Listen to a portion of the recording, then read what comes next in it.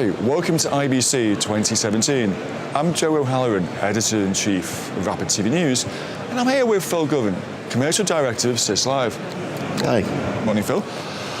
Just thinking about 2017 and the satellite industry, what's really been the general dynamic so far? Well, I think we've seen quite a lot of change. Clearly, I think UHD continues to be something which satellite operators and broadcasting platforms seek to adopt in greater numbers, driven by sport and high-value subscription sport. People looking to gain an edge in the market in terms of what they're delivering and the quality of the product, which is expensive for consumers and broadcasters alike. I think that's driving the growth in UHD, which we're seeing expanding. And I think the operators have met that challenge by designing platforms which allow for increased capacity. And the connectivity of fibre networks allowing that to be more cost-effectively delivered at higher bandwidths for transmission has helped that whole process immeasurably.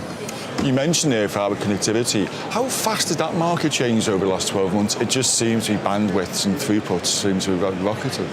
Well, it has, and I think there was initially a degree of nervousness from satellite operators and integrators with regard to the apparent bandwidths that were going to be assumed standard, and which weren't particularly compatible with the existing infrastructure. But they've adapted, and standards are emerging in terms of bandwidths. The equipment suppliers have made huge strides in reducing the cost of compression equipment. And like anything else, I think as the market matures, it will become more accessible to more folks going forward. One definite trend we've seen over the market has been IP-based broadcasting.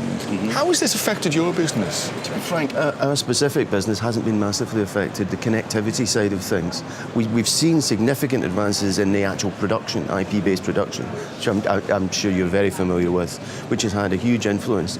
An influence in terms of dynamics and cost saving as well, which has helped the whole industry, because as soon as you start to save money, make costs, do more things with less, then that has a ripple effect through to connectivity, distribution and broadcasting partners like ourselves. Has it changed the conversation on you dealing with different executives? It's not technology decision makers, it's business owners? I think it's always been. I think the technology decision makers have had to be for many years now businessmen too. These critical decisions have been decisions which have been affecting everyone's business, and I think the mindset of just leaving it to the techies to pick the equipment and then we'll deploy it in a commercial manner, I think that's been pretty much old-fashioned for some time now. But we're very much still talking to the same people we were talking to before, and they're having to deal with different technologies, and so are we. Well, speaking of talking to techies or talking to people in general, we're here at IBC 2017. What have you got to show, and how is that reflected by the dynamics you've just described?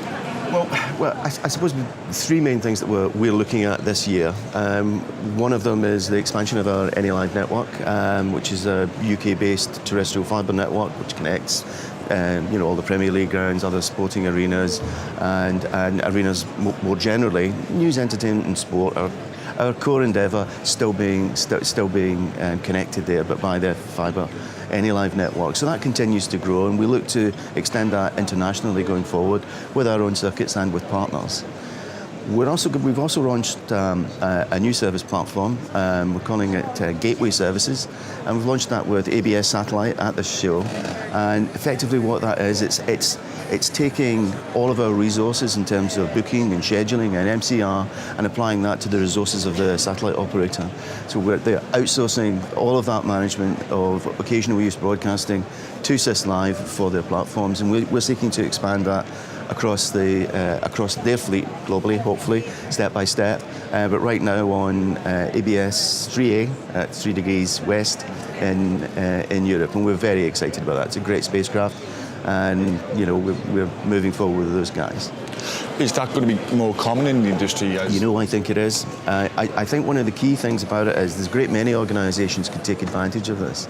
It's moving away from some companies having a colossal OPEX model with people and technology refresh and all of that stuff, CapEx model rather, moving into an OPEX model where they can, taking advantage of our scale, they can flex and grow their business the way that suits them. And I think there's a terrific marketplace for that. It's back to what you said about the business conversation as well as the technology conversation. Exactly. Yeah. So you mentioned Live network. How has that evolved? Well, it's grown tactically as well as strategically. We did think that the UK needs a network like this, but obviously when we win deals like the Premier League, then that drives it. We're putting the cricket grounds in based on a specific commercial arrangement, as with rugby league. But equally, we've looked at the marketplace and grown it organically without any specific commercial driver for it, an agreement, if you like. So one of the things that we think it's driving is other parts of our business. So for us, it really enables the concept of remote production. Now, last year and this year, lots of conversations at the show about the capabilities of remote production. We think it's going to be modular. There's going to be all sorts of different flavours of it, from small stadia with fixed cameras, all of it being done at some gallery remotely, to a hybrid between the two. And our Any Live networks really enables that to happen. Very significant bandwidths and very high availabilities. Well, it's one of the things we've picked up on is the use of a centralised media hub. Rights owners, again, as you say, the outsource model. Yes. That seems the way to go this year. So I think there's a lot of evidence of that, not just in our sector, but across the board. So looking in a crystal ball gazing time, how do you see the next 12 months panning out? I don't see anything earth-shattering which is going to dramatically change the technology platform. I just see an evolution. As I started the conversation, I see more and more folks going to ultra-high definition with all kinds of services. Very much dominant, as we said before, in sport right now. But I see that expanding into all sorts of different genre of content. And the thing that will probably drive that is the cost of the equipment coming down. And that's a significant barrier at the moment for broadcasters. And I think once we bring that down, then we'll be in significant growth mode for UHD.